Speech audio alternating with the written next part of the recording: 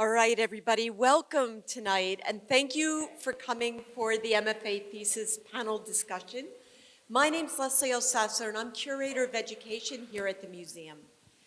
So, we're going to celebrate these 6 artists and our wonderful moderator. I'll introduce them to you in a second, but I do want you to know that they have worked tirelessly with their professors, with CAM, over this year to create this exhibition called INVERSO, or Inside Out, that's showing right now at the exhibition. If you are joining us virtually, you can do a virtual exhibition, a full immersive experience. You would just go to www.ira.usf.edu. You'll also find links to the catalog and links to the brochure, which has a bio and information about all the artists. Most of you already have the brochure. So before I introduce tonight's panelist and moderator, I want to thank and recognize my colleagues who have worked to make this happen, and for the first time to simulcast this, because not only are we videotaping this, which will be on our website, we're also simulcasting this live to people who could not come tonight or might not be in Tampa. So I want to thank Randall West. He's our Deputy Director, and he's the Director for IRA of Operations. Mark Fredericks, he's the IRA Communication Specialist, +++. Don Fuller, he's a Curator of New Media, and so much more. Dave Waterman, he's a Head of Security, a voiceover artist, and our sound expert. Marty De La Cruz, she's CAM's graphic designer and the media assistant. Shannon Annis, she's our Curator of Collections. Eric Jonas is CAM's Chief Preparator. Alejandro Gomez, he's CAM's Preparator. And Anna Vidal, she's CAM's Event Coordinator. So I would be remiss if I didn't recognize CAM Club. They are the student club organization who's sponsoring this night. You see them all back there wearing CAM Club t-shirts, and they are hosting this event for us. And I hope you join us for the reception if you're here live to mingle with the artists after. So thank you, CAM Club. So tonight we're going to hear from the 6 graduating MFA artists who'll discuss their work, their ideas, and their process with moderator, artist, and professor Wanda Raimundi-Ortiz. At the end of the session, we'll take questions. Please raise your hand. If you are virtual, we will try to get to as many questions as we can. Please put them in the Q&A chat online, and they'll feed in to us. So without further ado, I'd like to introduce tonight's panelists and the moderator. Starting from the far end is Kim Darling. She is a multidisciplinary artist, an educator, and an independent curator. She explores the intersection of social practice and studio art. And if you'd like to see her work, if you weren't on the tour, it's in the first gallery when you first enter. Next, we have Tatiana Mesa Paján. Tatiana is born in Havana, Cuba. She lives and works in the United States, and you'll hear more from her in just a moment. Then we have Aimee Jones, who is a visual artist, a painter, and she's going to graduate with a certificate from Women and Gender Studies, as well as her MFA. Next in line, we have Krystle Lemonias. I just learned that I've been saying her name wrong for a whole 2 weeks. She was born in Jamaica. She's an interdisciplinary visual artist, a labor activist, and an art educator. And then we have Natalia Kraviec, who's a multidisciplinary artist whose work is really rooted, this is what you see behind you, in assemblage, quilting, and collage. She came from a sculpture background. And then we have Marlon Tobias.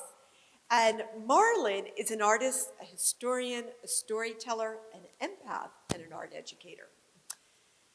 Lastly, I hope you'll join me in welcoming Wanda Raimundi-Ortiz. Excuse me, 1 second, I'm gonna go over here.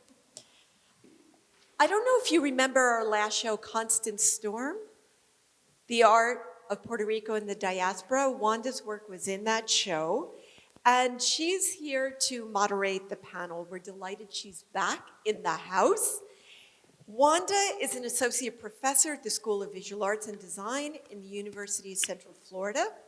She's an interdisciplinary visual artist who works and pulls from the 17th and 18th century European portraiture, comic books, sketch comedy, folkloric dance, and installation to address race, bias, trauma, and mostly healing. Her work has been exhibited in numerous venues, and I'll just list a few because she is everywhere. The Smithsonian National Portrait Gallery, the National Museum of Women in the Arts, Museum of Arts and Design, et cetera, with a lot of big names. Her work has been covered by numerous media outlets, including Art in America, Art News, PBS, NPR, the New York Times, and the Washington Post. She earned her MFA from Rutgers University Maison Gross School of Art and also attended Skowhegan. And she currently serves as a board member for the College Art Association, where she's committed to addressing invisible workloads of faculty of color.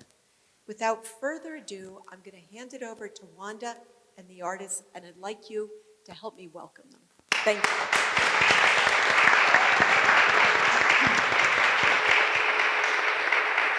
What's up, everybody? How y'all doing? Everybody good? Let me feel y'all. Let me feel y'all. Come on, give me some more. Thank you.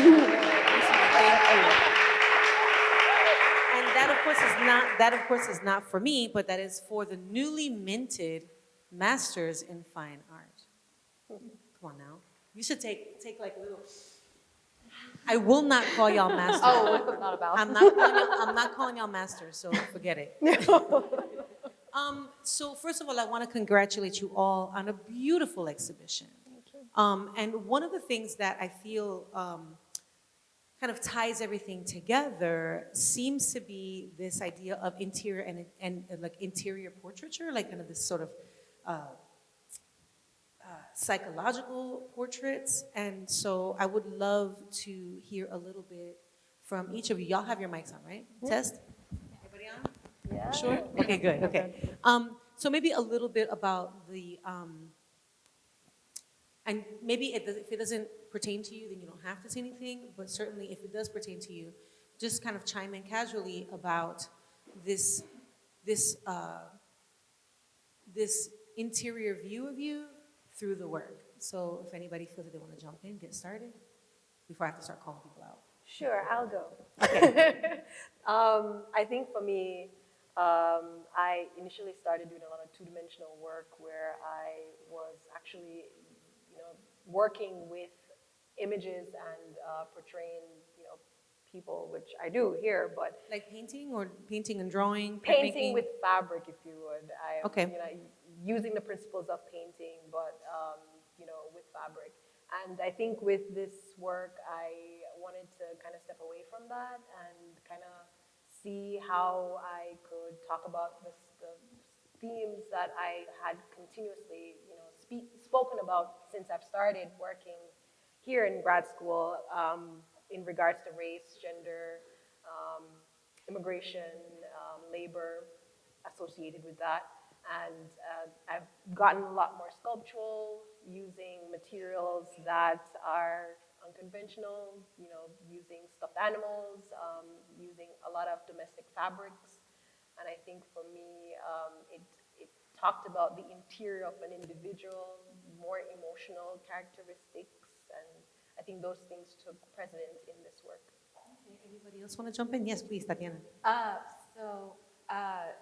It definitely rings true to me about the interior portraits because actually when I got into grad school, I had started as this portrait painter. And, pandemic happened in our first year.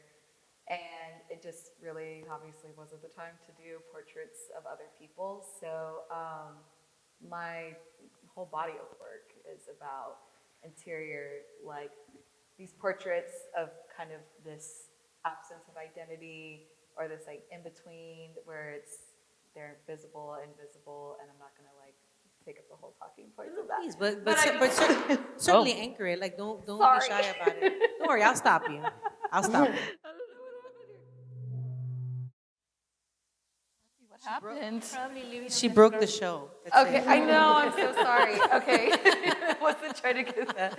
We're just gonna leave it there. Okay. Okay, so, yeah, so I started as portrait painter. I'm sorry, that was like really distracting. That's and I was fine. like off my roll. That's all right. Whatever. It's all good. Don't worry about it. But yeah, so it's these. So I wasn't able to paint anybody, so it was my turn to like look within, and I felt like COVID was this time that was so reflective and having to be so solitary. So for me, yeah, very very true. Yeah. Anybody else want to jump in? Well, for me, my work is very personal through the lens of my family and the community that we're rooted in.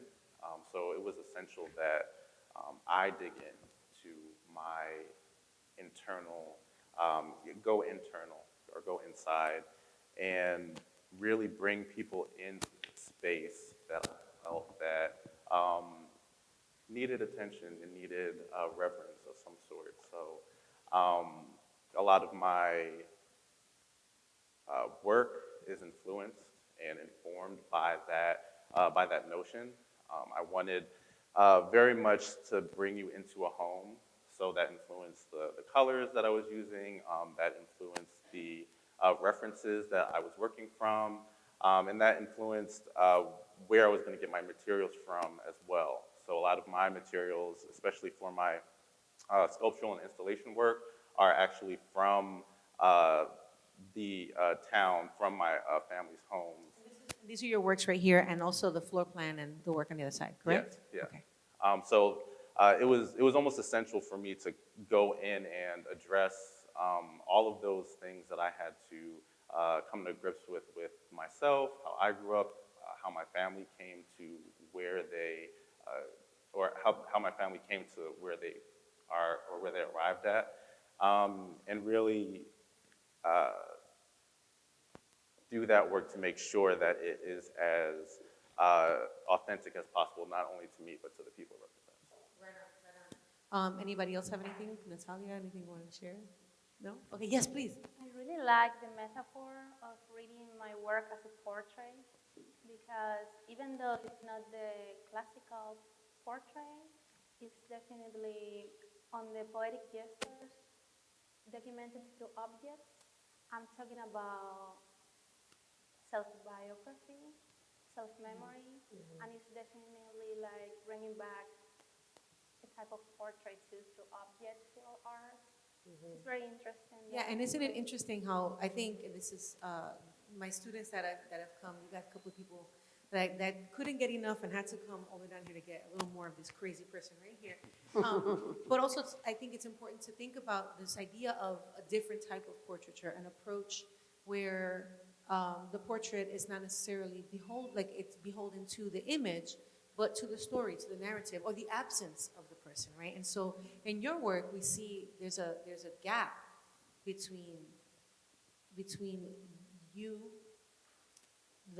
whoever is in the mirrors that we see in your work. And so I think it's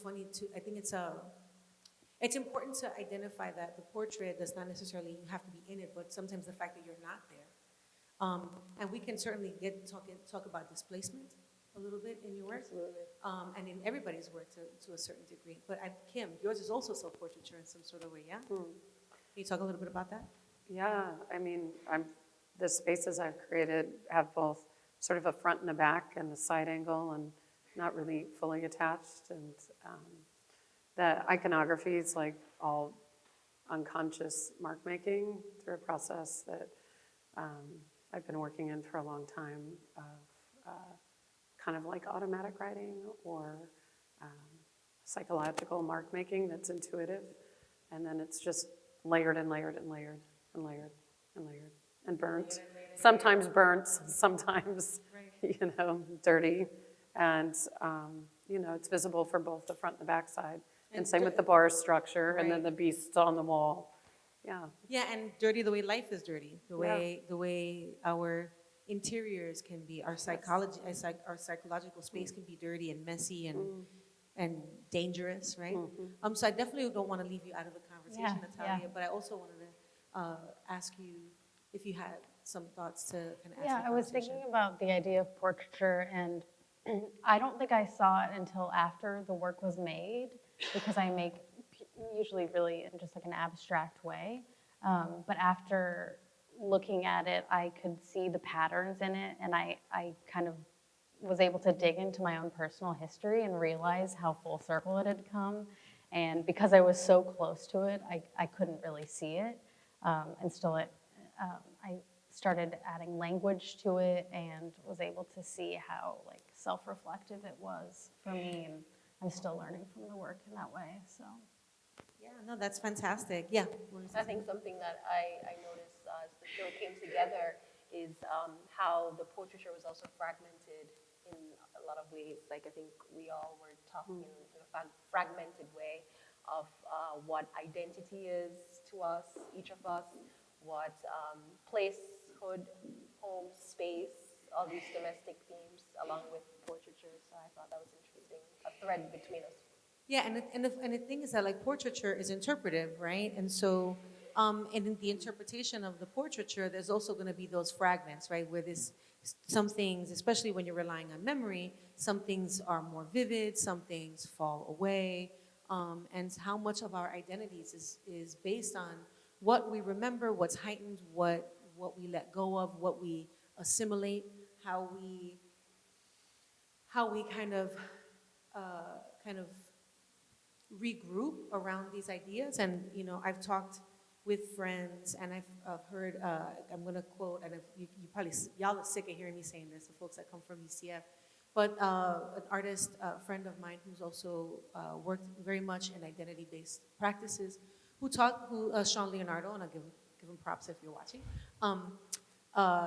He mentioned in a lecture once about identity being something that you try on, right? And that you continue to try on until you find the thing that fits, right?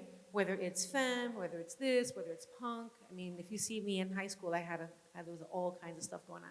But I think that we continue, whether you're hypermasculine, femme, this, and not just gender identity, but how you move, are you maternal? Are you paternal? Are you all these different identities? You try them on and keep trying them on. But there's also fragmentation there, right? Because your version of these identities are based on the things that are more important to you, and the stuff that you slough off, right? So I just think that's really interesting that y'all mentioned that. So I want to pivot a little bit, and I wanted to ask you about camaraderie as a cohort, as art makers, because there is a synergy through the work. So I would love to know if you could talk a little bit about, how y'all have influenced each other working over the past few years, supported each other. Maybe there's been some explosions. Not that I ain't asking y'all to Trying to get the I ain't drama. asking y'all to The gossip. listen, I ain't asking y'all to spill tea. I didn't say all that. But I think it's important that it be acknowledged that after 2 or 3 years working in the same spaces together, the work is going to be informed. And I think that is evidenced in the cohesion in the exhibition. Right. So I'd love to hear your thoughts on just discuss a little bit about camaraderie and that support in the program. Maybe it's support. Maybe y'all are beating the shit out of each other in the back. I don't know. I don't know. We've been through a lot. I think we were in a really difficult position based on the. Oh, sorry. Oh, Say that's again? okay. I just was going to say, I think we were in a really difficult position at the time that we came, because we basically got one semester in together, and then we had COVID, and so we weren't able to fully have this in-person community that we probably had always dreamed of, coming into an MFA program. And there are times when we're disjointed, but I feel like for the thesis show, we were actually really able to come together and really support each other, and even just in simple installation aspects. So it's been really weird. Damn, so you're saying you're going to do the MFA program all over again? So you want to do over? That's what Yes, no. It was worth it though. It was worth everything. Yeah.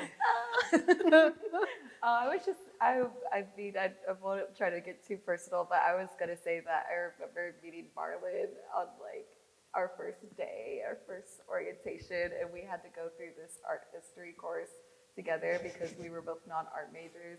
And we were not literally talking each other off a ledge, but there were times in the parking lot that we were really As any having good to MFA keep each program. other up. We're like, you got this, you got this. So, and I've been sharing a studio with Krystle here, and it's just, yeah, it's been great. I think, you know, during COVID, we had a little critique group, and we met, and I myself had to actually leave town for one of the years, and I'm so grateful that USF let me work from home and all the way in Texas. So keeping this group, like it always kept me here in a way, and yeah, I'm really grateful for that. It really did change my work, and it was, I felt like, you know, good and bad opinions. I don't even think there was ever a bad opinion, really. I think everybody was really helpful, really thoughtful, and yeah, grateful for the group. That's great, and I bring that up not to spill tea, or to, you know, to get people saying stuff, but it was more about building community, and which is really important as artists as you go out into the world, and trying to stay motivated as an art maker outside of the incubator of the studio program, where you have teachers and the demands. You know, you need to write your paper, you've got to do this, all that other stuff. And when all that when all of those girders are taken off, then who's going to keep you accountable? Who's going to keep you fired up? Who's going to keep you, who's going to kick you in the butt when you're like falling back into old practices? But it's going to be these new people that you've met that are now your cohort, they're your friends, they're your colleagues, right? Because this is not just a hobby, but this is our business. Right. Right? This is our business, this is what we do, this is how we make our living. Yes, please. I would love to add something about this group. It's a very diverse group, and it has been a great opportunity to share with people that have different research approaches to identity, to concepts, to the technique. And it was a beautiful surprise when this show like finished, because I thought, okay, we are together because we share core values like empathy, we're good people, but when I see this show finish like this, I said, wow, we really translate in our own way all this process. And it showed me this, how diversity, different backgrounds, different ages, different approach to life can convey and translate the same experience and just create dialogue. So for me, that's beautiful.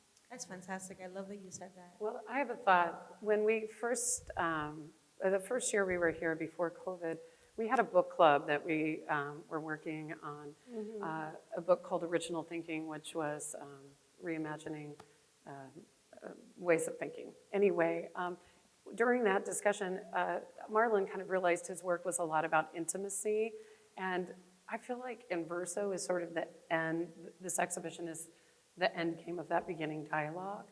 This is like a visual representation of those dialogues that were started in the first year. When I proposed the title INVERSO, I was thinking so much about interiors and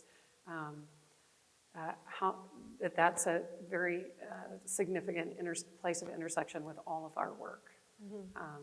Without being clever, without being, coming up with some catchy phrase, it just seemed like a very simple, direct ending of the circle of our time here. Marlon, did you want to jump in? Yeah, I can sincerely say that I learned something from each and every one of these individuals. Like Tati said, we came in from all different backgrounds, identities, and with that, it almost seems like you can go one or two ways. It could either be really bad or really good. Right. And I really feel that, it worked out really well, and I'm really appreciative of that. We're also an older group that was a pleasant surprise for me coming in, because I'm 33 years old.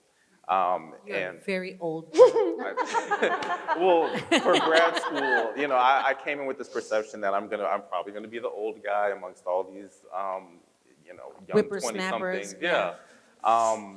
But one of us at the time was 27, so we came in with more of a sureness and a sense of self that really helped kind of ground us all, and really helped us to be open to our differences and how we can benefit from learning from each other. So I'm really appreciative of that maturity that we had to help us through this whole process. And also, I would say that all of these guys, they are my colleagues, but they all serve for me anyway as a mentor as well. And I really feel appreciative that I can turn to each and every one of them and not only say that I went through this experience with them, but afterwards can reach out to them and know that they're going to give me very honest and authentic feedback because of that relationship we built. Except Natalia, she's not calling you back. They're Really? not calling you back at all. said Like, I'm just. Is they that know that true? I'm prone to throwing bombs in the water to see what happens. So, I'm sorry. I did not ask if anybody had preferred pronouns. If anybody wants to correct me, throw a shoe at me. If I mess something up, I just forgot. So forgive me. So, but I like this idea that you're talking about coming into this program at an older age and having a different kind of appreciation for the work that goes into this kind of deep dive as an art maker. And so I think that is nice. That's nice for any students that might be in the audience that are considering extending their studies into a master's program.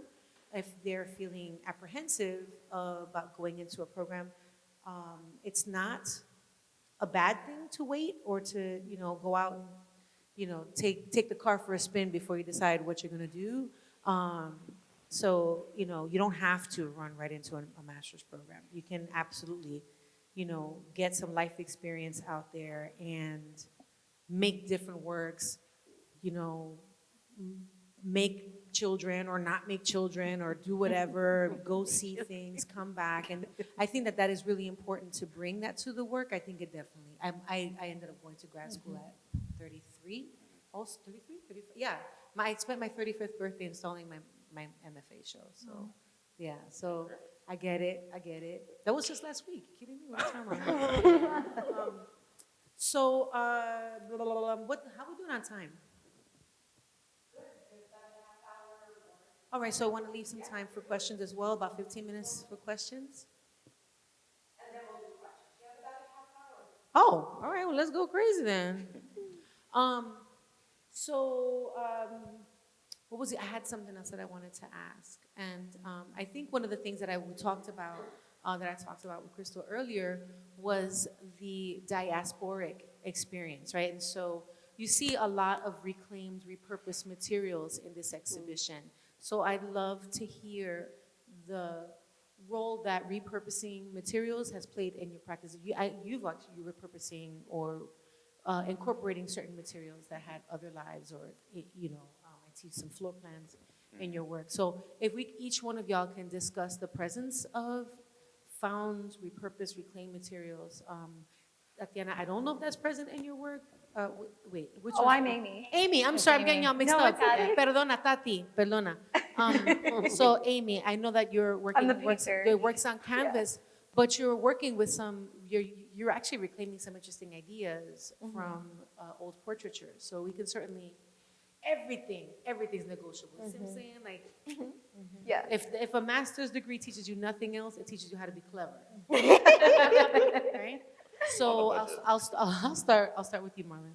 Yeah, so my work is grounded in the historical relationship between African Americans and land ownership through the lens of my family. So my family has owned and lived in this plot of land in the small town called Callahan, Florida, which is just 15 minutes north of Jacksonville, Florida.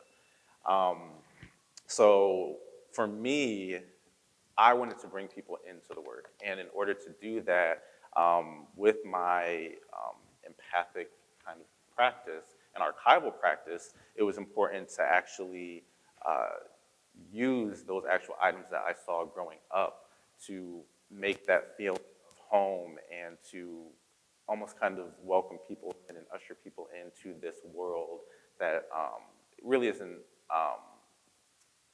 seen as much as I feel it should be seen. So in a lot of my work, there's I found my grandmother's old map, which actually shows the kind of blueprint of the land. And with that, I also used that to show the land that we've lost as well. I've used my grandmother's awards that we got during family reunions. During my family reunions anyway, or the earlier family reunions, we actually made our own awards and gave them out to each other. So my grandmother got some awards left over. I actually used my grandmother's actual china and the furniture on the actual table is from my grandmother, and also incorporating things about the church as well. The one of the first Black churches in Callahan. So I used my grandfather's Bible, hymnal book, and I also found a program from that church, an old program. So it was those things that I felt that needed to be essential to really draw the humanity into the work, to know that it was touched by an actual individual, and this individual had some sort of significance in their community. And I wanted to, I kind of felt like I could do it with the painting, but I could do it so much more with some of the actual objects to really help put the soul into that work. Please tell me that you're familiar with Whitfield Lavelle's work. Oh, Oh, honey, listen. Okay, we should Yes, talk. yes, Yeah, please. I think it's important that you see that this is not, and not that this is not new, but that there is a trajectory of work that certainly harkens to returning a humanity to either lost people, forgotten communities, and when you see the work, you're gonna go like, so yeah, we gotta talk. So what you got? We gotta talk about this work. We have to talk I mean, about the work. like, found objects are kind of like a huge part in my work, obviously. I'm a huge scavenger. I love to like find trash and even just like discarded things, like disgusting soiled mattresses, that kind of going off what he said about it being touched, but in a more, like maybe a more intimate way and kind of an anonymous way. But I'm really fueled by it. Like hotel mattresses, kind of. I mean, no, yeah, maybe. I mean, those aren't from hotels, but I'm not opposed to it. Okay. Wear gloves. But I like to see I like the residues that the human leaves, and they kind of leave these opportunities to like mix them with more traditional materials to, I don't know, talk about value and hierarchy within systems. And yeah, I just love, I love the hunt. So I'm really fueled by that. And that kind of goes like into my work even further, where I'm fueled by the hunt to like solve a problem or like a material relationship that I envisioned in my brain and said like this clementine's gonna go perfect with this like pearl. But then until it like gets together, I'm not exactly sure how they're gonna relate together, if they're gonna work. So I'm really fueled by that investigation and trying things out. The process. Yeah, Process is very everything, right? process-oriented. Fantastic. Awesome. Thank you. For me, I start with language. From Jamaica, so I speak broken English. And Don't forget patois. to speak a little closer to your mic so the folks at home can hear you. Okay. There you go. Yeah, so I speak patois, and within that language, I always start with like a phrase or a memory, like some type of thing that we would constantly say to each other. You just know what that means. Like, for instance, I have a piece called Bag and Pan, and it's thinking about the things that we collect and we carry, whether it's physically or emotionally. And so I start from that place, and then I collect but I collect with the thought of how can I ethically, piece this relationship with the individual and the items, and this negotiation between the relationship that I have with the person or relationship with myself, and seeing how I can put these things together to create this story, this idiom that I am pulling from. And so I find myself using stuffed animals lately, coming from, you know, a place where you leave a country with just your 2 suitcases and you come to a new country where your whole life starts over. There's very little relics that you carry with you. You don't really have much other than your language and your memories. And so I am constantly repurposing items, you know, with this in mind that, you know, everything is kind of fleeting. And Fleeting, you said? fleeting, Okay. yes, and how these items that we hold dear to give us comfort, like stuffed animals or sheets or a stool, you know, how these things can hark back to memories that are you know, foundational to our identity, as we discussed before. And so for me, repurposing items is founded in those values. And we also talked a little bit before the program started about making do, Yeah, right? for sure. So, and that seems to be certainly a thread, and when it comes to folks that have had to relocate, start over Yeah. for whatever reason, and then you are trying to kind of reclaim in certain ways Yeah. the things that you've left behind, and that Absolutely. very human, very intimate moment of reclaiming what and recreating, reconstructing Absolutely. some version of what you left behind, Yeah. right? And that's a very survivalist tactic, right? Where you're, Absolutely. especially if any of you have ever had to make a big move or a big fast move, or if you even pack, right? Like, well, what do I take? What's gonna still feel like home when I'm on this journey, right? Whether it's your water pick or your favorite socks or a picture from, you know, a family member, whatever it is. And then, and especially in this idea of having to migrate, relocate, especially if that migration comes under duress, then what is, like, having to make a snap decision of what is the most essential, Exactly. right, to this change, that what is the 1 or 2 or 10 items that are absolutely essential to make you feel grounded and help soothe you when you have to go, essentially. So I think that speaks volumes in your practice. Thank you. And the works that you're making. Amy, see? Yes. I heard you say Tatiana, but I was like, oh, I'm maybe she sorry, said and then, something else. like, I just was so nervous. maybe if I'd didn't have wanna just correct looked you. between the two of you, you wouldn't have known who I was talking We to. do. So, you know, obviously I'm not using literal objects in mine, but when I think about repurpose or reclamation, so a lot of my work is based around trauma, right? And I was thinking about the way of being surveyed as a woman, and how I use these images. I'll just say this. So the way that I collected images is through magazines. I'm very inspired by this Victorian photography genre called Invisible Mothers. Y'all know about Invisible Mothers? They're right? like ghost women. They're very Yeah. scary. Yes, those pictures are really creepy, y'all. Like, really weird. They will give you nightmares. So, what it is this old photography genre where I even saw that they were doing it recently too. It's where, like, they'd have long exposure times on cameras, and mothers would basically have to hold their children still because they're, you know, children. And they would put these sheets over them to make them look like they were part of the background. Yeah, like a weird chair or something. Or they would make them like into a just- furniture piece, and you're like, that is so obviously not. Yeah, it's like weird. clearly It's a really very weird. creepy person.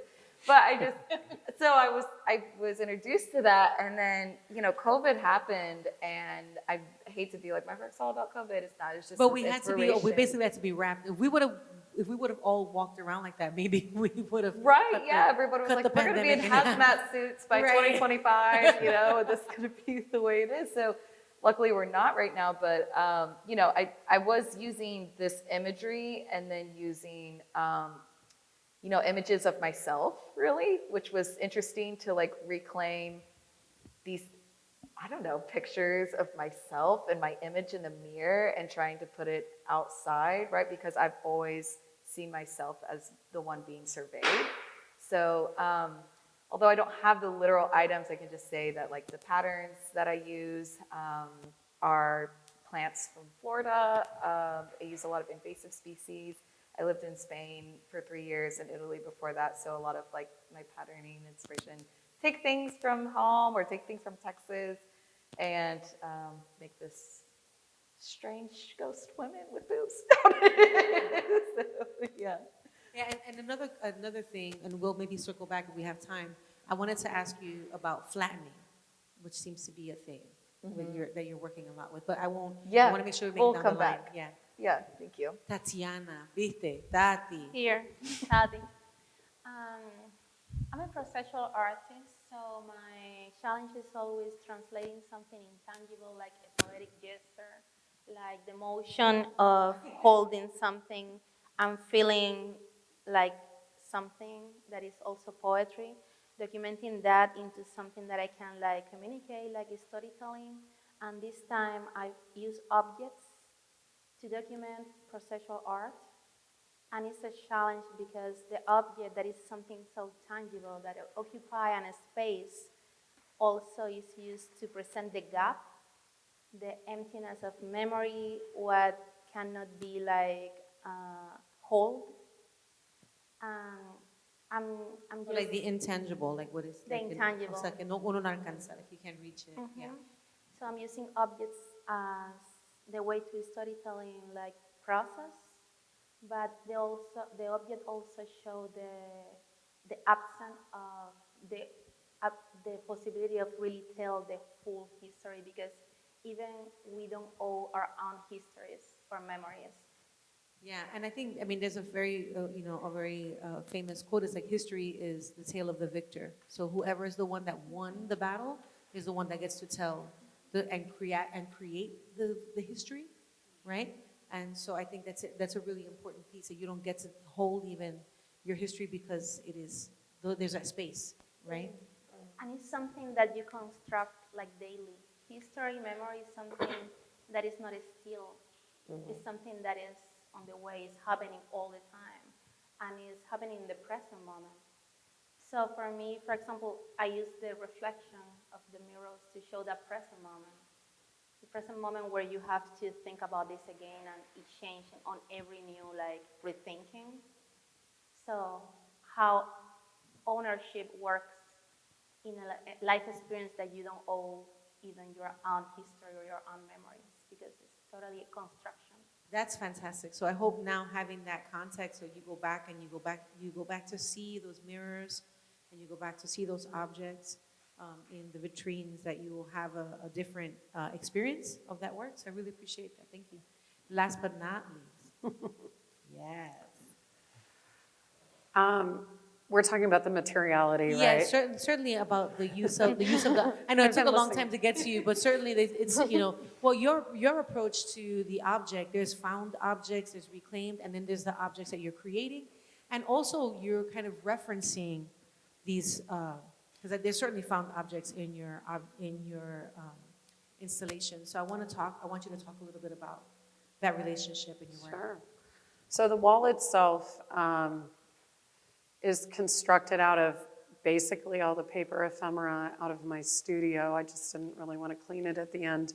And I also didn't have a very big budget to create the work, so it ends up being a commentary also on artist economies, but it is all the predatory loan bills, all the progressive insurance notes I get, all the notes from like my family's dealings, all of my lists of things to do, just all got layered and built up into these, like, it's an actual layering of experience, but then, the physicality of that, where it's just all stapled, glued, and then, illustrated over on parts. It doesn't fit together well. You can go around to the reverse and see the backside. which is also full of reclaimed objects and little niches that are kind of speaking to transgressive voyeurism, but the bar itself was constructed as sort of a signifier for community spaces, which is also a debatable space, which we've all talked about, whether that's a safe space or not. Becomes a vitrine that's full of a lot of personal objects and also trash. But I realized that I put a lot of my really precious family objects in there, which I wouldn't typically do, and I really haven't sort of deconstructed or thought about all of that yet. But well, you talk about safe spaces, and I Right. think, again, this idea of having, when you have to make a decision, what's going to make you feel like you're at home, and That's especially the in a same. very risky situation of, a big public exhibition and being evaluated and quantified as a student who's now exiting. I would imagine that that has something to do with the picking up of these intimate items that you probably ordinarily would not expose, but in this situation, it's almost like a talisman of sorts. Yeah. So it's a vitrine full of talismans. I love that. And then the objects up above, the taxidermy forms, are also found objects, assemblages. Yeah, and it's interesting. So in one of my classes, I have an assignment where you have to make a project with paper on paper's terms. And I think that the students that have to take that assignment are usually thinking about, well, paper is fragile, paper can burn, paper gets wet, blah, blah, blah. But then when we do a deeper dive, what made me think of this is what you said about the kinds of papers that you use in your installation. And these are papers that essentially that your life is predicated on, right? Whether or not you have health insurance or car insurance, or whether or not you can travel in and out of the country, whether or not you can go back home, whether or not you have enough ability to make moves depending on the kind of money, there's cash, right? And so I really think it's interesting that you used these particular items, which to me is evidence of life lived, right? It's evidence of life and the of the quotidian, for lack of a better term.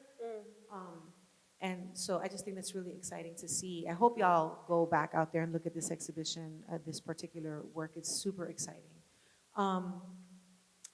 I'm wondering if I'm missing anything. What's my timeline?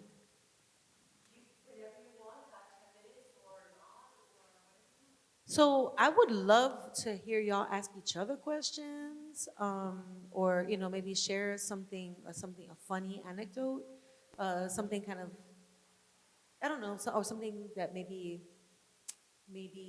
is not apparent to the viewer. That I don't know, just something fun, right? Like I said, this is not crit, right? Y'all did that already, so we're just artists talking with each other about work. So I'm going to start with you, Kim, since we went this way. I don't know if it's art, but all I can think of when you brought that up was Chris's amazing vegan cooking. So Okay. I'm obsessed with it. Oh yeah? Yeah. What was it? What is Chris? She makes really good vegan cheese. Really? Incredible. I can't wait to have a kitchen again to make that. I'm listening. It was I'm hard so in the end. listening. Yeah. I think we all have a lot of individual stories, but we've all shared definitely the grad school baptism of tears. Yes.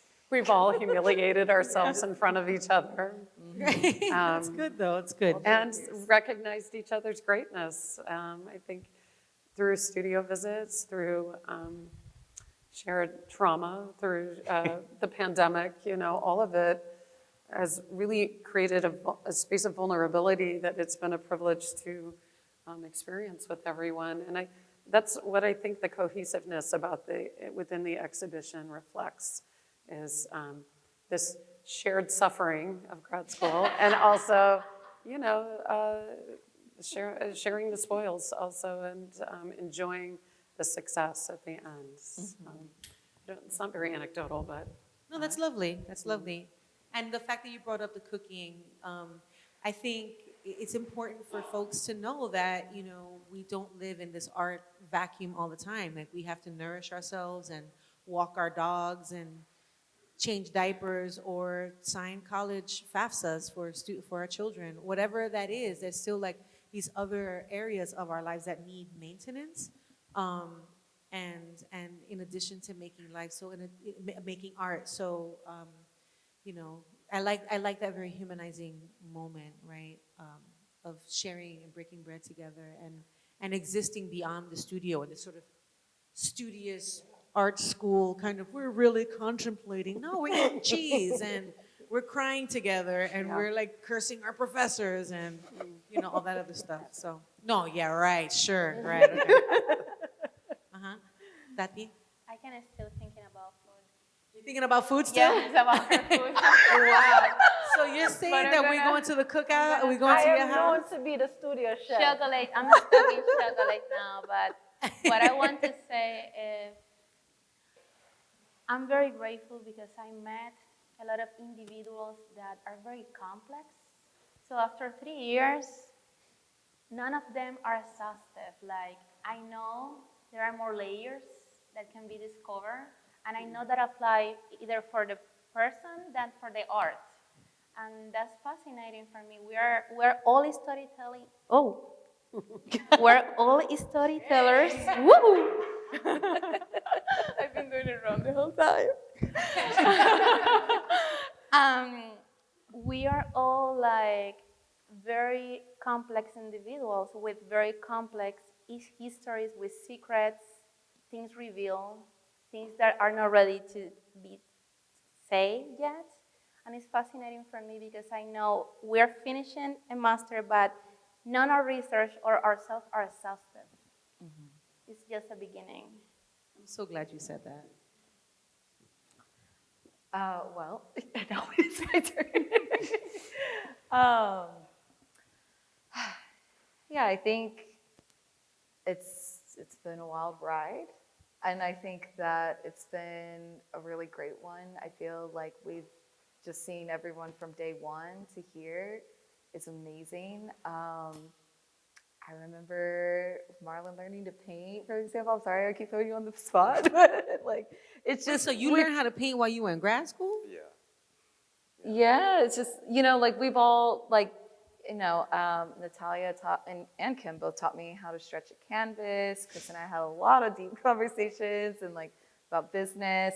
Tati and I, we get to practice Spanish, and also she's just so brilliant. So it's just, I think everyone here is very brilliant and very caring, very inspiring. And I know that I had something that I was waiting to say this whole time, and now I'm losing it with all the mush. But it's been a very great experience. I'm so proud of everyone, and I guess that's all I can think of right now. That's awesome. That's awesome. Yeah. For me, from the start, you know, coming here to grad school was my first time being so far away from my family. And so a lot of my efforts were trying to make space and feel at home, not being at home.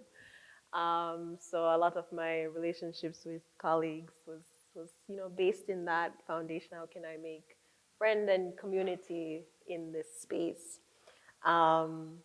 And in that effort, I think my work also really reflected that comfort, finding comfort in both colleagues, my work, and just conversations. And so it was, I think it's the best and the worst time of my life. But in all seriousness, I think that you know, we've all grown a lot through it. We've, you know, made some of the best work that we've made possibly. I know for me, I've made a lot of strides in work, and I think we're all on this path of, you know, achieving more, using this stepping stone as you know, a space for not just reflection, but pivoting to the goals that we really see is going to be important for our careers and our futures and our lives, both personal and business, wise, yeah. Oh, you got it? You I found remember it? now. You remember? Oh, I sorry. remember now. I'm so Okay. sorry now. Go ahead. I was just going to say that something I thought so interesting about getting an art degree is that, you know, this isn't something that I guess everyone always thinks of, and maybe not everybody's practice is this way, but getting a degree in something that is so personal, like just at any moment, you know, like putting yourself out there and not knowing what people are going to say. I mean, you really I have had to build so much of this skin and confidence and self, you know, assurance that like, I know what I'm doing is right, and even if it's a bad critique or it's a good one, right? And I know that other degrees do feel that, but there's just something like when you're an artist that's just like, it's like putting your soul out, and not to be cheesy, but it really is. Well, you're laid bare, right? You're Yeah. laid bare. You have to do a lot of intimate digging into your personal story, or you know, so much of what we do is contingent on the validation of the viewer, right? But it's not just the validation, but it's the conversation, right? And something that I'm always trying to remind students in both the undergrad and the graduate program, is that this is not a poster, it's a conversation. It's the spark, it's the catalyst for something else to happen, right? Without the viewer, the work is just stuff in a room that no one sees. And without the inspiration, without the courage to do these things, to follow these breadcrumbs, your own breadcrumbs, to keep investigating, you won't, like if you, without that, like the work just won't exist. So, you know, I'm gonna tease you a little bit, just a tiny bit. So Okay. like, don't worry about it, you can take it. You defended your masters, you can take it.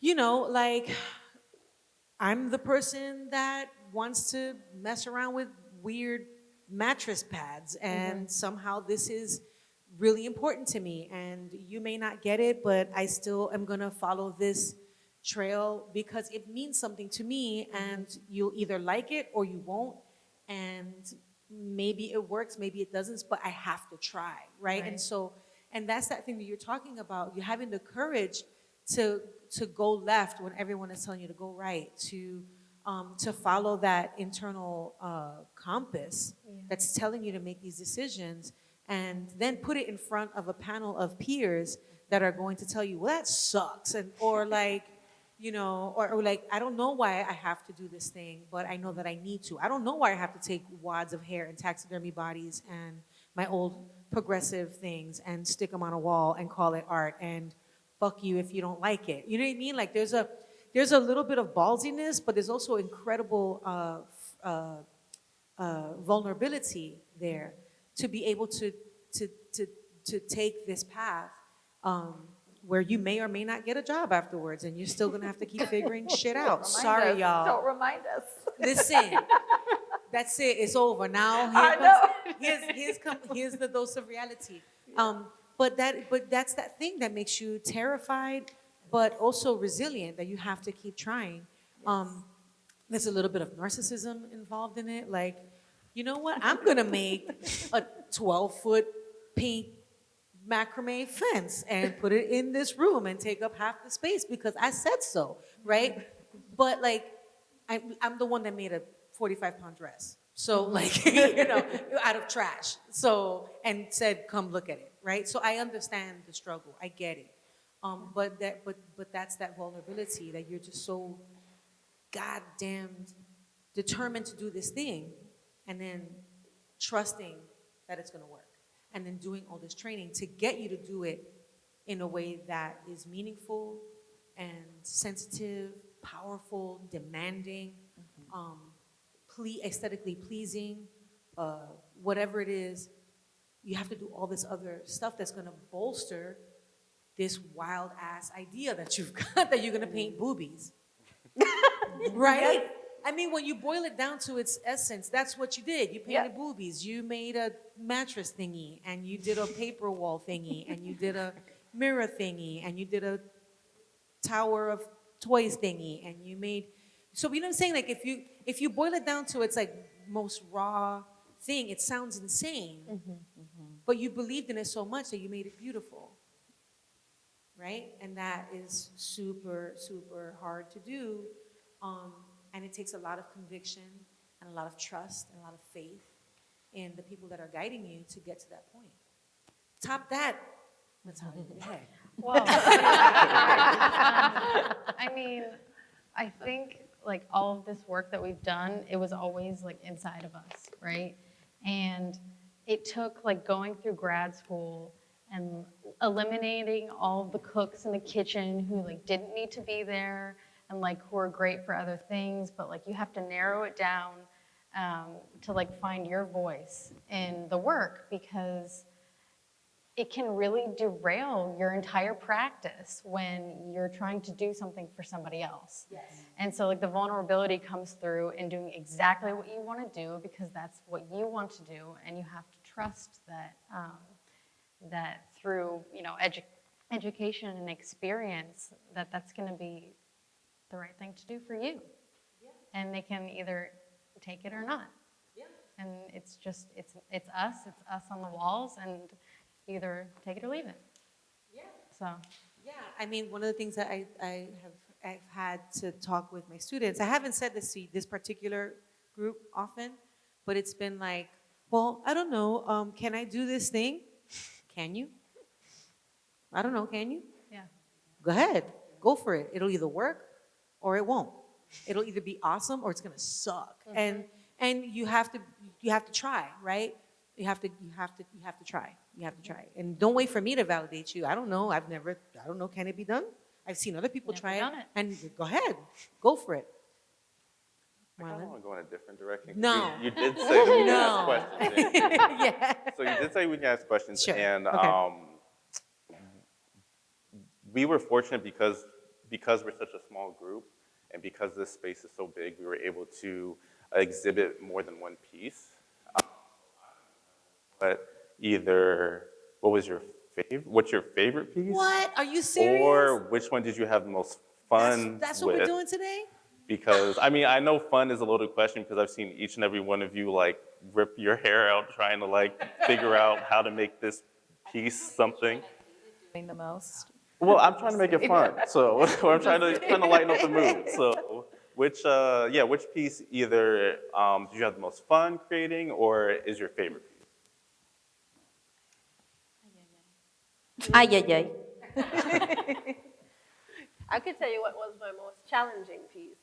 I worked with Graphic Studio to do print etching, and oh my God, I think I worked on that thing all the last semester, learning how to like wipe on it. Oh my God, printmaking is crazy. I was like so delicate and with such great instruction from Tim Baker over there, and had so much patience with me.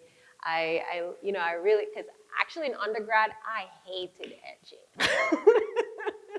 And he actually got me to love it. You know, I respected it, but I just didn't think I ever would have the patience. And so for me, I think where I had the most stretch in my ability and skill and conceptually, was putting together the etching that I call Storage 2048. Awesome. All right, who's next? I'll go. I guess all my pieces are been interesting doing. I'm generally a very fast painter, but I feel like, you know, as an artist, you have this image, and you're like, I don't know why, but I like have to get it out now. And this last painting that I did is this is a still life with the fruit, and there's a woman underneath the table. And I wanted to ask you about all that. of course, we could talk. I was going to ask you about all those open papayas that are just we could talk a lot of shit. filleted and displayed out. Yeah, and the cut stuff, and lots of cuts, a lot of Sure. tasted, a lot of Sure. but yeah, I felt like that one, it just needed to happen, and I needed to get it in the show. Like, so I actually did this the weekend before. Well, I had already installed everything, and so I had like 3 days to do it. And so I worked my butt off on it, but it's one of my personal favorites, as well as the very first one, which you walk in, which is there's the pool. Well, there's a couple pools, but it's the very first pool with the strawberries and the table. And that one, I actually started working on my very first year. It was going to be a different painting, but I started working on my very first year, and then, God, I feel like so depressing to be like, and then COVID happened. But it did, and then I left to Texas, and so I was able to come back to it with this like new perspective and like really digging into it. And so for me, I don't know, it's a painting that I've been working on for a couple of years, even though I work so fast, I can do it in a couple of days. But there's just something sweet about it. It's like followed me, and the different marks were at a different year, and then the new marks. That's for me. We're almost at time, so if you want to jump in real quick. Oh, yeah. I want Natalia to say, because I feel like I kind of hijacked your time. Oh, before, so. I mean, my favorite pieces are probably the foam pieces, just because it like felt a little wrong when I was doing it. it looks like it felt wrong. It but felt a little wrong, Yeah. and I was getting a lot of like, grimaces when I was like hosing it down in the driveway and like squishing out the water. So that was really exciting to me. That's awesome, though. And 'Cause I even love me, I'm making- like, and I didn't even see Yeah. it. So. So I think we're at time, correct? So we probably have questions from the audience. I want to thank all the panelists for being so candid and sharing their stories. And I want to thank you for inviting me to guide y'all through this little journey. And I am going to turn it over to Leslie. So what we're going to do, can you guys hear me? Yeah, we'll open it up to questions. I think we have one that came in through the internet. We'll open it up first. Some of you seem to have addressed this just now. And the question is to all of you, and anybody could answer, what skill sets did the MFA program help amplify in each one of you? Do you want me to I'll go. repeat that? No, I'll start. Because you started it off, so now you have to answer the question. Yeah. So I came into the program with mainly a JARS background. I didn't realize that I had a JARS background. My main medium was oil pastels because at that time in my life, I couldn't afford expensive oils or paintbrushes, and I was in transit a lot, so oil pastels were the easiest and the cleanest to transport on paper. But with grad school, like Aimee pointed out, I was able to explore painting. In undergrad, I actually minored in fine art, and oil painting was actually one class that I could not take because it always conflicted with my major classes. And I never got the opportunity to actually paint and get a handling of the paintbrush. So I was able to finally exercise that muscle in grad school, and then that kind of just opened up more possibilities for me to experiment with other mediums like installation and dabbling with sculpture and printmaking. So, and each piece has all of those mediums tied into it. So I was really excited to go outside of the two-dimensional space that I've been in for so long to make these pieces I never thought that I even could make. So, yeah. I didn't really hear the question. Like what skill did you really get to like hone or something when you were here, or From the MFA program, from you being in the program. Yeah, from being in the Oh, MFA wow. program. I learned how to speak about my work in a better way. I learned a lot of theory that I didn't have a background in, that I was able to kind of place myself within and think about how my work relates to that. So that was like a huge growing for me personally. Oh, I'll go. Or not. Or Chris. You can go, and then No, you go. Fight, All right. fight. No? So like I mentioned, I had the opportunity to work with Graphic Studio. I think as far as hard skills, really getting, I mean, they're master printers over there. And so having the opportunity to work one-on-one with Tim Baker was really amazing because I came in with a strong foundation in woodblock printmaking. And so having the time to also hone etching, it felt really good to take that away. Outside of that, conceptually working with Jason Lazarus and Dr. George Freeman, who's in sociology. Conceptually, they really sharpened my research skills, really allowing me to develop my own practice of kind of ethnographically looking within to then use my stories as this starting point to, dive deep into these larger narratives around me. So for me, those were my largest takeaways. So for me, getting the space and time to just focus on painting instead of it just being this like little hobby I can do on the weekends and just hope to get things out. So just a wonderful gift of time, seriously. As a painter, every day you paint, you get better, I think. Making bad work is great because you learn from it. I think that's important. And really for me, the MFA program kind of helped me to think about why. And I'm not a conceptual artist myself. I'm more of this formal and, I think about why later. But it's been really interesting to be with so many thinkers and start to put myself, why am I doing this, And it's been good to do that. Mm-hmm. Thanks. I came from a very academic background that gave me a lot of skills, but also gave me like a very vertical idea of well done and bad done. And the opportunity of being exposed to different ways of doing or making and different ideas of what is well done or bad done, it changed my relationship with art. And it's because we are so diverse that by seeing the values on solutions that I will never do that way, it opened my own research to a more horizontal relationship with those values. That's a really great way of describing that. Last but not least, Ms. Kim. Well, I don't know if it's a skill set, but maybe my one significant project that happened here was a project that was grant funded by Bank of America, where during the pandemic, we worked in collaboration with a community organization, but developed an exhibition space that also then became a COVID-safe artist residency within one of the galleries on campus in collaboration with another artist.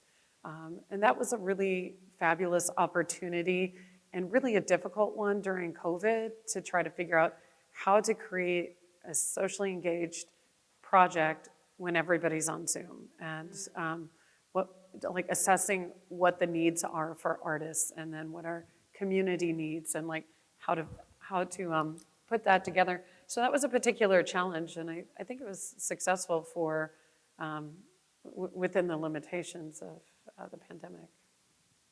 Awesome. We're going to open it up to questions from you all, and I'm going to hand over the mic, so just raise your hand.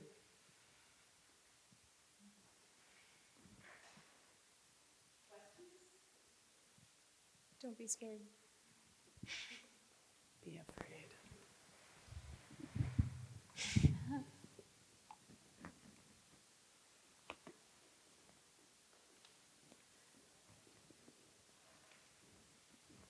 You guys, so remarkable. It kind of hit, I think a few of the faculty were talking about COVID, right? And that you guys came through COVID. I can't even wrap my head around what you guys did. So just to make the point that what you guys have achieved with this exhibition with an inconceivable rupture is, you know, perhaps one of the best training grounds for what it is to be an artist. And congratulations on the show. I think you guys really left a lot of like, of yourselves hardcore in the work. And that, from our perspective, I think is so exciting to see. So I feel like one of the things about being an artist is that everyone does it a different way. And it's really interesting to read biographies because they're so random. And I guess I wonder how you guys think about the next year or 3 years and whatever, no pressure, right? Like, Where do you see it could yourself? be like, what's a question you're asking yourself? Because I feel like for you to have a right answer and what am I thinking now? But I mean, I want to know because you guys are going to be gone and I'm going to be abstracted in a lot of ways from this relationship. So I'm just really curious about anything you want to say about the next year or decade. I'm hiking for 6 fucking months. Right on. That's awesome. Anybody else? I'll piggyback, definitely one day at a time. But yeah, grad school also, through the internal work, it allowed me to see that there's a whole world that's going on, that has been going on around me, in me. So I definitely look forward to taking a deep dive further in my research about my family's place in Callahan, but also to explore my other identities as a descendant of an immigrant. My father immigrated here from Jamaica, and his history is kind of elusive in some ways, even though it's a really big family. So I'm very interested in exploring that and how they contributed to the culture and how they were informed by the culture, and also the intersectionalities and how that plays a part in not only the Black community but also globally. So I heard that we're going to Callahan for the family cookout. That's what I heard. Come on up. Come on up. Going to the let out, right? Yes, we're going to let it. Anybody else? Thoughts about the first 6 months or 10 years or the next 6 months?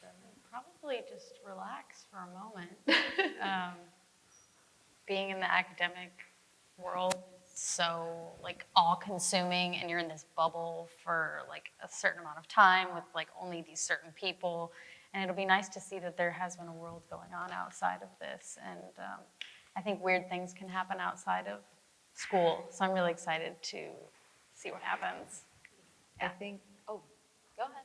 I was just going to say that I think the best thing about being an artist is that you can forever be an artist.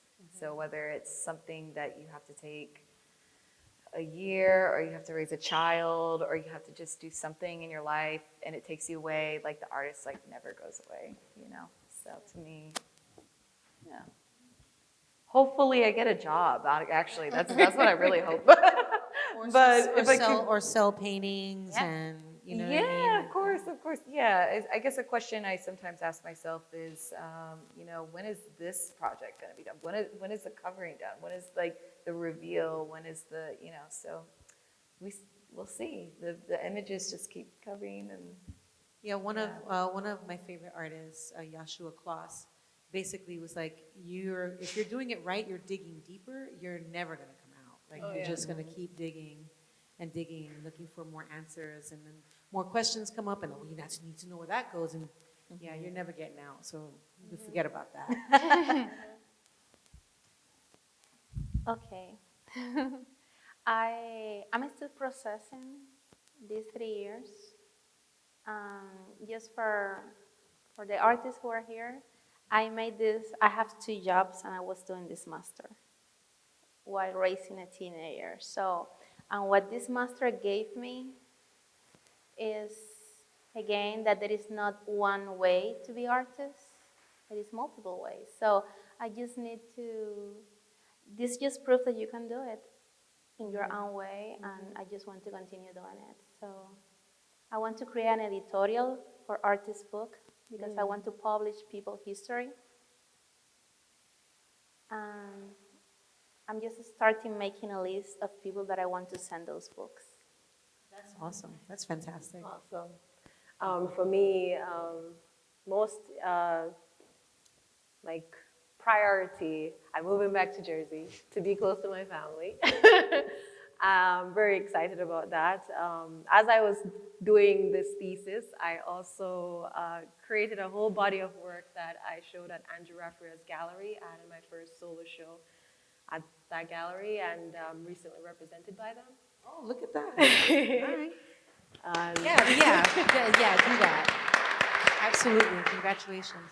And while I was here, I kind of put on my activist hat and did a lot of organizing in regards to Graduate Assistants Union, and started a career labor organizing for faculty and graduate students in higher ed. So I am going to be working in that space, working with individuals that wants to strengthen their voice and power in schools, as well as continuing talking about the themes that I talk about in my work. Awesome. Terrific. Let's take one more question, and then if you have questions, please join us outside for refreshments, talk to the artists. We'll take one more question, and then we're going to thank everybody enormously.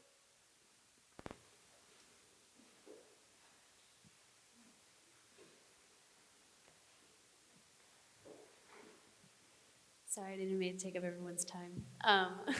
So something that I think is really profound is kind of that moment between conception and materialization. Because I think that, I'm not really a creator. I'm in the Master's Art History program here, so I can talk like retrospectively about art. But something I just think is so interesting is I feel like a lot of the times, your ideas are kind of formed through working, you know what I mean? And I think that that's something that's really special. But about this work, there's, this element of personal, like, introspection, but also fragmented introspection. But I'm curious just with how, personal these works kind of are to you guys. Did you guys ever have moments where you either looked to each other or looked to other people and, they saw something so different in your work, different from you? Because these are really like personal explorations for you guys. So, what do those opposite experiences mean to you, right? Or like to kind of see outside perspectives on how other people relate to your work in a way that's a little bit different than yours. So I just want to know if that's kind of informed you and made you guys think differently on your practice and things like that. Well, my space was, on the night of the opening, was actually interactive. We were pouring shots there. My kids were behind the bar. People were invited to make drawings and leave the papers there to become part of the installation, and now they're all stacked up on the bar and you're all invited to make drawings on top of their drawings, so then they become collaborative. And as I deconstruct the wall of the exhibition, those may go up there and actually become part of the exhibition. So it did change, I'm not sure what the question was, but that's the thought that came to mind, was that this is a work that's created not just to be viewed, but to adapt as it's participated and engaged with. And it's not just a work about what I want to show you, it becomes a work about what we can do together, also about creating a safe space for that to happen in. I worked with collaborators to create this work. I worked really close with my friend Ramon to do like the fabrication of the bar space. Worked really closely with the museum staff the preparators were fantastic to build the wall. So it becomes this like communal, collective space.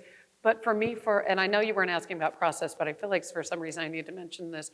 I don't come to my work with a concept of like, oh, I want to build this wall and make sure it's ADA accessible and it needs to be, diagonal. It's really about the primary element of mark making, of the line on the mark on the paper, the mark on the wall, the mark on the floor in the studio, and then it just kind of grows from there. It might be a color, a sensory perception that then just expands into that shit show out there. So, so I don't know if that's an answer, but that came to my mind.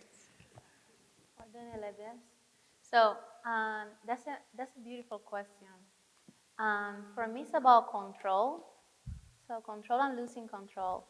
Coming from a very conceptual background, part of my control, losing control.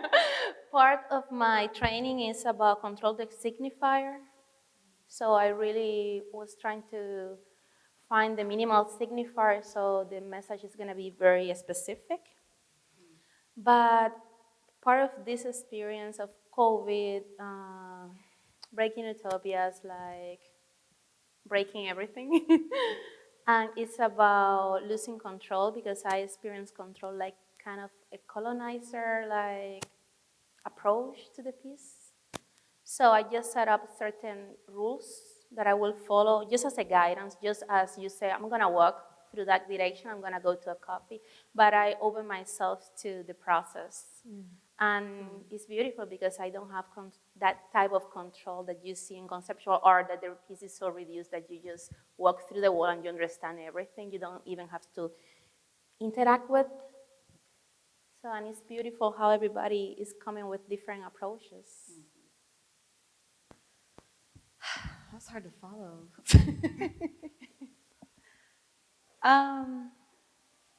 You know, going off of what Tati was saying about signifiers, I think as a painter, you know, you create specific objects, symbols that are going to mean something specific to you, right? There's like our own artistic language. This is always going to signify this, right?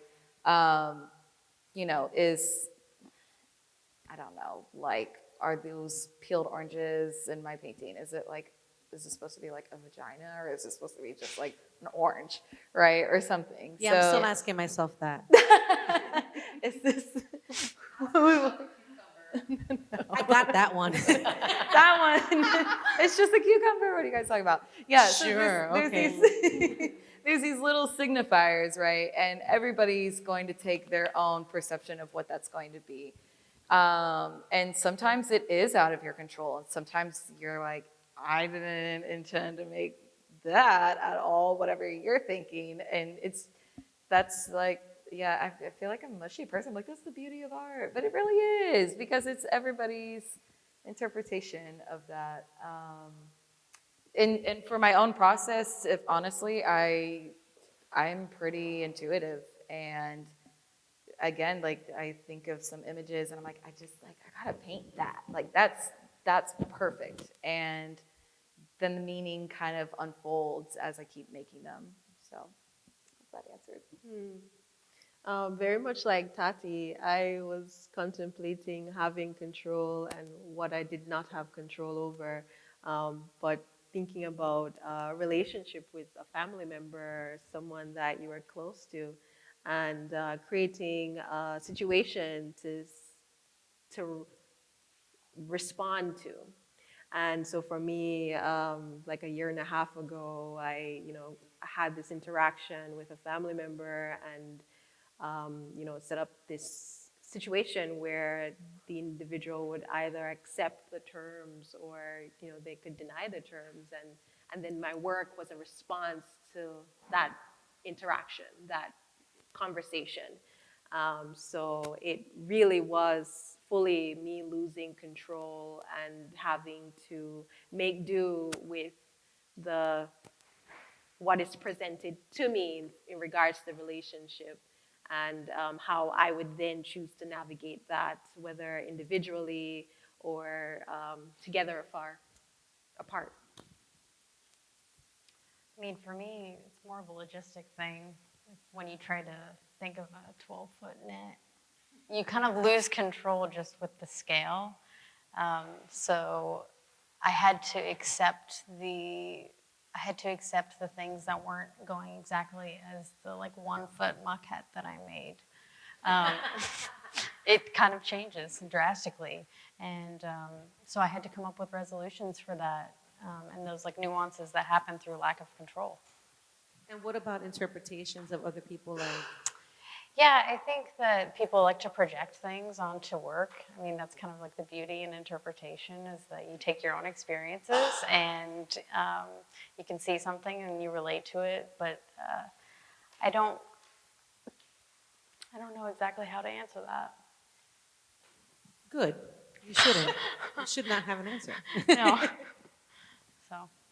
For me, I am led by the strategy that Toni Morrison took with her writing in making work that is ultimately universal, but it speaks to a specific people, specific culture, specific group of people that can relate to it and see themselves in it.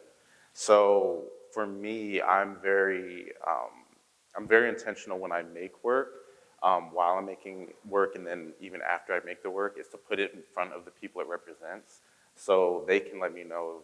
I can gauge from them of, okay, I'm good, or if they're like, this ain't really hitting, I don't really know what you're doing, this isn't making sense to me. Like that's that audience is my first audience, and then once I know that they understand it, then they can also help me interpret to the world or explain to the world what I am trying to convey. And it's interesting, and I know that we're pretty much out of time, and of course we want to hang out and meet the artists and party and chill outside in this breezy evening and have cocktails or whatever. But this idea of controlling the narrative that goes out of the studio, that only goes so far, right? Like I mentioned at the top of the program, was that this is a dance, right? This is a dance. It's in some cases, it's a provocation. In other cases, it's a seduction. It's an invitation to intimacy. It is all of these things, right? Because, like you said, Natalia, like people are going to project their own thoughts about the work. Where someone might be looking at this net as something soft, and it's not an obstruction. Someone else will see this as a barrier, as like, keeping out people, and that this is only your space, and just creating a very specific line where you're not invited to cross, even though there's clear entryway and it's just fabric. So I think that the thing about art making is that you make and you set the tone, but then you have to be able to let go of the wheel, right? If you are going to demand that every viewer receive the work in the same way, then you need to go be an illustrator, because then you can tell something very specific and it has all the information and it's very clear. There's one read, get in, get out, right? But in this case, there's a lot of letting go of the wheel. There's a lot, you make the work and then you have to let go. And like any really good relationship, there's going to be people that get it, people that don't, and some beautiful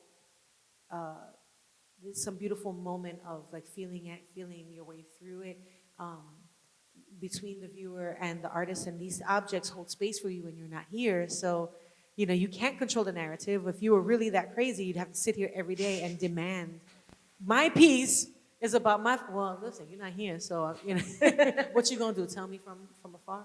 So I think that that's just kind of the nature of the beast, right? And you have to be willing to let go. Like our children, you can only do so much and then you gotta let them go, right? So I wanna thank you all. So I wanna thank you all for coming and for being part of this program. And I wanna thank the folks. Listen, mine is 7, so I have a long way to go. And let the record know that her children are adults that were serving whiskey, not children. Because when she said that her children were behind the bar, I was very confused, but not judgy, no judgy, right? Yeah, no, they're adults, yeah. No liability. Right.